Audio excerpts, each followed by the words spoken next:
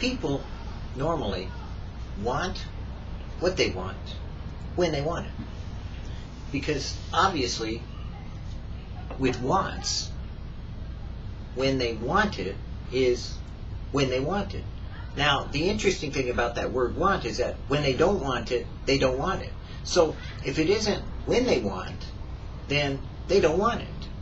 So often people will mistake or misuse wants for needs, or wants for desires, or wants for any other thing except it being a temporary choice that a person is making to use their emotion to say, I want.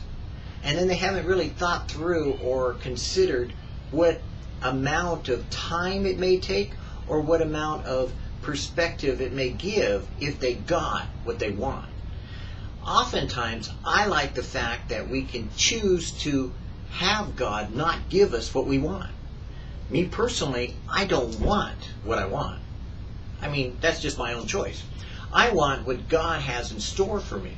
In other words, since He's already has it in store and has already said it's there, I know I can draw from Him what He chooses to put into my life because He's already planned out that need that I have and that fulfillment for that need. He has already given a perspective of the blessings that I need or that I want or that I could enjoy, and that He knows those are the good things to be put into my life.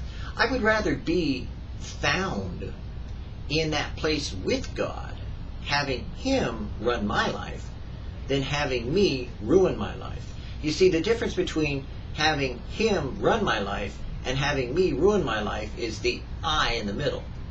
When I insert my will and I put I in it, I'm in trouble and I ruin.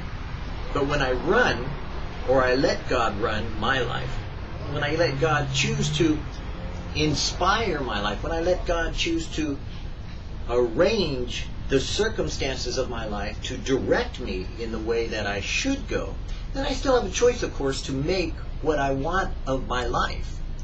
I choose each day to arrange my life so that I'm listening to what He might say and going according to what He might will for my life to become. Because you see, I want to make my petition deep, as it says in this devotional.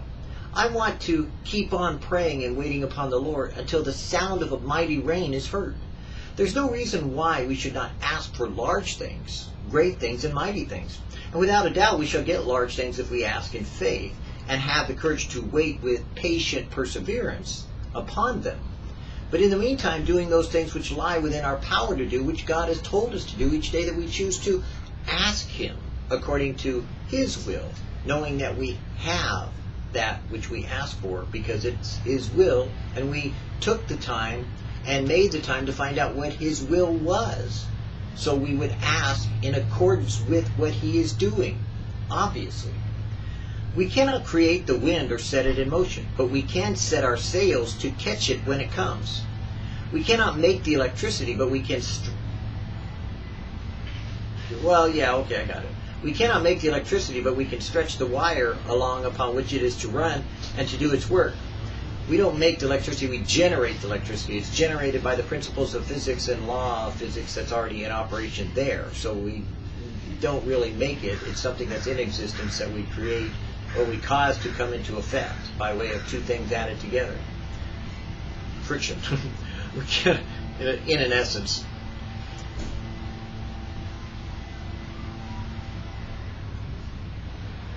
We cannot in a word control the Spirit, but we can so place ourselves before the Lord and so do the things He has bidden us to do. But we will come under the influence and power of His mighty breath of God as the Spirit gives utterance and gives us ability to do. Cannot the same wonders be done now as of old? Where is the God of Elijah? He is awaiting for Elijah to call upon Him. The greatest saints who ever lived, whether under the old or new dispensation, are on a level which is quite within our reach. The same forces of the spiritual world, which were at their command, and exertion of which made them such spiritual heroes, are open to us also. If we had the same faith, the same hope, the same love which they exhibited, we would achieve marvels as great as those they had achieved. A word of prayer in our mouths should be as potent to call down the gracious days and dews and melting fires of God's Spirit as it was in Elijah's mouth. Or as it was, as we often take different heroes that we say of the normative Christian history and say, oh, but where are the George Muellers now? Where are the A.W. Tozers? They're all around you. As a matter of fact, in my life, I see always, in all things and every way, occasions of God coming through in miraculous ways. So if you really want to see what God sees, if you really want to hear what God hears, if you want to know the power of God in your life, pray. Get into a personal relationship of conversation with God. Have your conversation, as the King James says, arranged in such a way that your countenance, your facial, your body type, your life, the way that you arrange your day is in accordance with His will, and you'll find in your day, oh, more so than you are today, the miraculous happening every day. I tell people, look, I'm not exaggerating when I say you can hear God's voice. I'm not exaggerating when I say you can see miracles. I'm not exaggerating when I said I walked up or tried to walk on water and fell through. I still think to this day I can. And someday maybe. But lately, haven't tried. But should I? Yes. Dare I say that yes, I'm willing to go the extra mile to try to raise people from the dead? Of course. Do they happen? I know they do. And beyond no shadow of a doubt. But in and that of itself, waiting and knowing and acting according to God's will and God's plan is, of course, the way we choose to study the Word and apply it in our lives. When you begin to see the small things happen in your life, don't be surprised that God says, now ask for the big things and I will give them. Ask in accordance to my will and I will reveal them. Ask and you shall receive, that your joy may be full. And once you begin to enjoy that, give the glory and the credit to God. Because if you don't maintain a conversation with God, you may find yourself in isolation from God. Because God wants more than your adoration from the things He's done. He wants your intimacy to be the reality of what a miracle can be when God meets man and they become one.